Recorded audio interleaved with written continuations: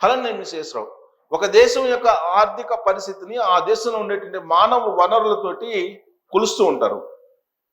మానవ శక్తి కానీ, మానవ వనరులు కానీ, శ్రమశక్తి కానీ వీటిని ఆర్థిక కోణంలో కొలవలేవు. చైనా ఇప్పుడు అదే పరిస్థితిలో ఉంది. చైనా ఆర్థికంగా బలంగా ఉన్నట్టు కనిపిస్తూ ఉంటుంది. కానీ మానవ వనరుల విషయంలో కానీ, శ్రమశక్తి విషయంలో కానీ, మానవ శక్తికి సంబంధించినటువంటి కొలమానాన్ని తీసుకుంటే కనుక అది మహాపతనం దిశలో ఉంది అనేది చెప్తూ ఉన్నారు. తాజా నివేదిక ప్రకారం ఇంటర్నేషనల్ స్టాటిస్టిక్స్ అదే చెప్తున్నారు. గత ఏడాది జననాల సంఖ్య తగ్గింది. అప్పటికంటే ఇప్పుడు ఇంకా తగ్గింది జననాల సంఖ్య. అందుకే చైనా అప్రమత్తం అయింది. కరోనా తర్వాత ఆ దేశ జనాభా తగ్గిపోతుంది. అక్కడ ఉండేటువంటి వృద్ధుల సంఖ్య పెరుగుతుంది, జననాల సంఖ్య తగ్గిపోతుంది. అందుకే మీరు పిల్లల్ని కనండి. ఎవరైతే పిల్లల్ని కంటారో వాళ్ళకి ప్రత్యేకమైనటువంటి వెసులుబాటును కల్పిస్తామని చెప్పి చైనా అనౌన్స్ చేస్తుంది. అక్కడ ఉండేటువంటి యూరోల్లో 40,000 యూరోలు ఇస్తామని చెప్తుంది ఒక్కొక్క బిడ్డకి. గతంలో ఇదే చైనా ప్రభుత్వం ఒక్కళ్ళు మాత్రమే కనాలి, ఒకళ్ళకి మించి ఎక్కువ మందిని కంటే శిక్షార్హులు అని చెప్పి కఠినమైనటువంటి శిక్షలను, కఠినమైన నిబంధనలను అమలు చేసింది ఆ దేశం. ఇప్పుడు మీరు పిల్లల్ని కనండి, ఒకళ్ళు కాదు, ఇద్దరు కాదు, ముగ్గురు కాదండి, ఎంతమందిని కంటే అన్ని ప్రోత్సాహాలు ఇస్తానని చెప్పి చైనా చెప్తుంది. ఇన్ని ప్రోత్సాహకాలు ఇచ్చినప్పటికీ పిల్లల్ని కంటానికి అక్కడ ఉండేటువంటి వాళ్ళు ఇష్టపడలేదు. అందుకే జననాల సంఖ్య, శిశువుల సంఖ్య తగ్గిపోయింది, వృద్ధుల సంఖ్య పెరిగింది. దీంతో శ్రమశక్తి తగ్గిపోయింది. ఈ శ్రమశక్తిని కొలవడం అనేది ఎవరి తరము కాదు. అక్కడ కరెన్సీ రూపంలో ఒకవేళ ఆర్థిక శక్తిగా చైనా కనిపించవచ్చు. కానీ శిశు జననాలు లేని కారణంగా భవిష్యత్తులో, రాబోయేటువంటి భవిష్యత్తులో మహాపతనం దిశగా చైనా వెళ్ళిపోయే అవకాశం ఉంది. ఇప్పుడున్నటువంటి వృద్ధులు ఆ దేశానికి భారంగా మారి శిశువులు సంఖ్య లేదు కాబట్టి రాబోయేటువంటి రోజుల్లో శ్రమశక్తి అసలు ఉండదు, ఉండే అవకాశం లేదు. అదే మహాపతనానికి కారణము చైనా అని చెప్పి చెప్తున్నారు. మరి చైనా పరిస్థితి భారతదేశానికి లేదా, అమెరికాకి లేదా, ప్రపంచవ్యాప్తంగా ఇదే పరిస్థితి ఉందంటే ఉంది, ఇదే పరిస్థితి ఉంది. అందుకే ఆంధ్రప్రదేశ్ ముఖ్యమంత్రి చంద్రబాబు నాయుడు గారు నాకు గుర్తున్నంత వరకు 2024 ఎన్నికల్లో ప్రచారం సందర్భంగా అవసరం లేకపోయినప్పటికీ మీరు పిల్లల్ని కనండి అని చెప్పి పదే పదే చెప్పారు. మీరు ఎంతమంది పిల్లల్ని కంటే అంతమందిని కనండి, మీ ఓపిక అని చెప్పి ఆయన చెప్పారు. రాబోయేటువంటి రోజుల్లో జనాభా కొరత ఏర్పడుతుంది. ఆ జనాభా కొరత గమనించి ఇప్పటి నుంచే మీరు పిల్లల్ని కనండి అని చెప్పి చంద్రబాబు నాయుడు గారు చెప్తున్నారు. దానికి సంబంధించిన ప్రోత్సాహకాలు కూడా ఇస్తాము అని చెప్పి ఆయన అనౌన్స్ చేశారు. మరి భారతదేశంలో కూడా అలాంటి పరిస్థితి ఉంది. సాధారణంగా వరల్డ్ వైడ్ తీసుకుంటే కనుక దాదాపు ఈ పునరుత్పత్తి రేషియో అనేది 2.1 ఉండాలి. కానీ ఇప్పుడు అది 1.8 పడిపోయింది, 1.7 పడిపోయింది, కొన్ని దేశాలు 1.4 కూడా పడిపోయింది. ఇది ప్రపంచంలో ఉండేటువంటి మానవాళి తగ్గిపోవడానికి ప్రధాన కారణంగా కనిపిస్తుంది. అనేక కారణాలు ఉన్నాయి మానవాళి తగ్గిపోవడానికి. పిల్లల్ని కనడానికి ఇష్టపడలేదు, మారినటువంటి జీవన శైలి, ఒత్తిళ్ళు, లేట్ మ్యారేజ్లు, డైవర్స్లు, ఇలా చెప్పుకుంటూ పోతే అనేకమైనటువంటి సామాజిక రుగ్మతలతోటి పునరుత్పత్తి శక్తి తగ్గిపోతుంది. ఇది చిన్న విషయం అని చెప్పి అనిపించవచ్చు, కానీ ఇది ఆర్థిక పరిస్థితి, దేశం యొక్క భద్రత, దేశం యొక్క ఆర్థిక పరిస్థితి మీద ఆధారపడి ఉంది. ఇవన్నీ కూడా మానవ శక్తి లేకపోతే, శ్రమశక్తి లేకపోతే, మానవులు జనాభా సంఖ్య తగ్గిపోతే ఉత్పత్తి చేసినటువంటి ఉత్పత్తుల్ని వినియోగించేటువంటి వాళ్ళు ఎవరు? ప్రస్తుతం ప్రపంచ వ్యాప్తంగా చూస్తే కనుక ఒక అతిపెద్ద మార్కెట్గా భారతదేశం కనిపిస్తుంది. దానికి కారణం ఏంటంటే యూత్ ఎక్కువ మంది ఉన్నారు. 40 ఏళ్ల లోపు ఉన్నటువంటి వాళ్ళ సంఖ్య భారతదేశంలో ఎక్కువ ఉంది ప్రజెంట్, యాజ్ ఆఫ్ నౌ. మరే ఇతర దేశానికి ఇలాంటి యువ శక్తి లేదు. అదే భారతదేశానికి కలిసి వస్తుంది. భారతదేశం రాబోయేటువంటి రోజుల్లో ఆర్థిక శక్తిగా, 3వ ఆర్థిక శక్తిగా ఎదుగుతుందని చెప్పి ఆర్థికవేత్తలు ఎందుకు చెప్తున్నారని అంటే, భారతదేశానికి ఉన్నటువంటి మానవ వనరులు, యువ రక్తం, అదే భారత ఆర్థిక శక్తిని 3వ స్థానానికి తీసుకెళ్తుందని చెప్పి అంచనా వేస్తున్నారు. మరి చైనా మాత్రం పతనం అవుతుంది. పక్కన ఉన్నటువంటి చైనా ఒక అతిపెద్ద ఆర్థిక వ్యవస్థ, రెండో ఆర్థిక వ్యవస్థగా ఉంది. అలాంటి అగ్రదేశంగా ఉన్నటువంటి చైనా ఇప్పుడు పునరుత్పత్తి లేకపోవడంతో, శిశువుల సంఖ్య తగ్గిపోవడంతో, మరణాల సంఖ్య పెరగడంతో జనాభాని కోల్పోతున్నారు. అందుకే మీరు చైనా వచ్చేసేయండి అని చెప్పి భారతీయుల్ని ఆహ్వానిస్తున్నారు. రష్యా ఆహ్వానిస్తుంది, మీరు వచ్చేసేయండి అని చెప్పి భారతీయుల్ని. అక్కడికి వచ్చి మీరు నివాసాలు ఏర్పాటు చేసుకోండి, మీరు అక్కడే ఉండండి, ఉద్యోగాలు చేసుకోండి అని చెప్పి చెప్తున్నారు. ఇలాంటి పరిస్థితి రాబోయేటువంటి 3-4 సంవత్సరాల్లో అన్ని దేశాల్లో వచ్చే అవకాశం ఉంది. అమెరికాలో కూడా జనాభా సంఖ్య తగ్గుతుంది. అక్కడ ఉన్నటువంటి విదేశస్తులు లేకపోతే అమెరికాలో ఏమీ లేదు. అందుకే అక్కడ ల్యాండ్ ఆఫ్ ఆపర్చునిటీ అంటారు అమెరికాని. ఏ దేశం వాళ్ళైనా వెళ్ళి అక్కడ నివసించవచ్చు, ఏ దేశం నుంచి వచ్చినా అక్కడ బతకవచ్చు అనేది ఒకప్పుడు అభిప్రాయం ఉండేది. ఎప్పుడైతే ట్రంప్ అధ్యక్షుడయ్యారో అమెరికాకి, ఆ రోజు నుంచి ఇల్లీగల్ ఇమ్మిగ్రెంట్స్ అంటూ విదేశస్తుల్ని వేటాడటం మొదలుపెట్టాడు ఆయన. దీంతో అమెరికా వైపు ఎవరు చూడలేదు. కానీ మిగతా దేశాలు, జర్మనీ కానీ, జపాన్ కానీ, చైనా, రష్యా, ఇవన్నీ కూడా జనాభా రేటు తగ్గిపోవడంతో ఇతర దేశాల వాళ్ళని ఆహ్వానిస్తూ ఉన్నాయి. ఇతర దేశాల వాళ్ళు వచ్చి ఇక్కడ మీరు స్థిరపడండి, ఉద్యోగాలు చేసుకోండి అని చెప్పి చెప్తూ ఉన్నాయి. దానికి కారణం ఏంటంటే జనాభా నిష్పత్తి తగ్గిపోతుంది.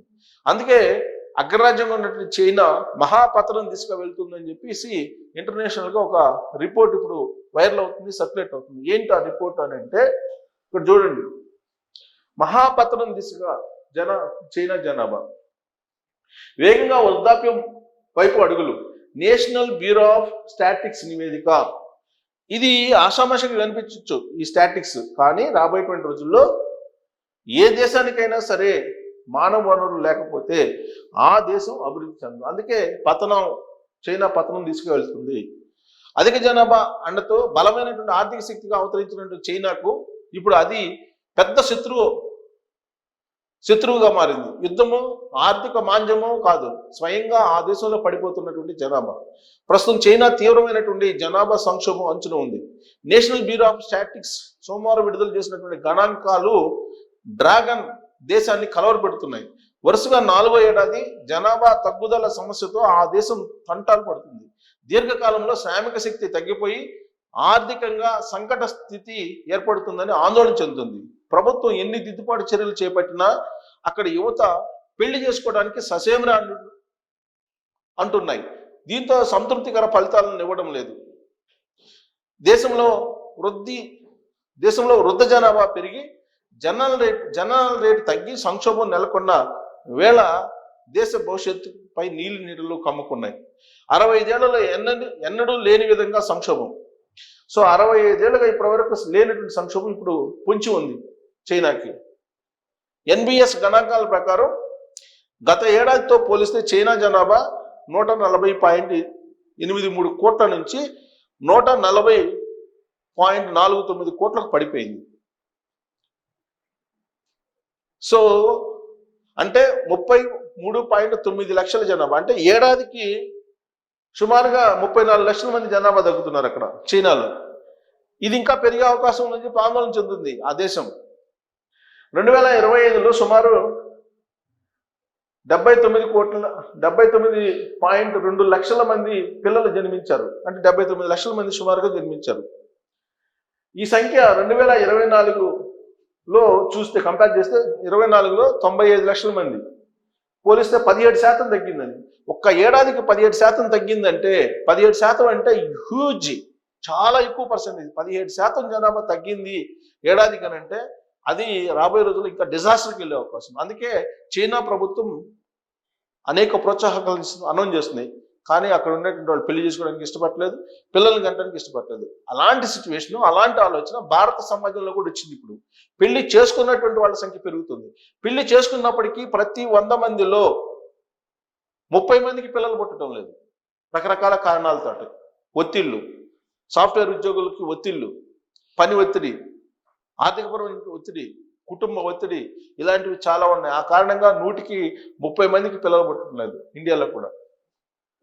సో ఇక్కడ 1949 నుంచి ఇప్పటి వరకు నమోదైన అత్యల్ప జనన రేటు ఇదే. పరిస్థితి ఇలాగే కొనసాగితే 2100 నాటికి చైనా జనాభా 63 కోట్లకు పడిపోతుందని ఐక్యరాజ్య సమితి అంచనా వేసింది. మరోవైపు చైనా వేగంగా వృద్ధాప్యం వైపు అడుగులేస్తుంది.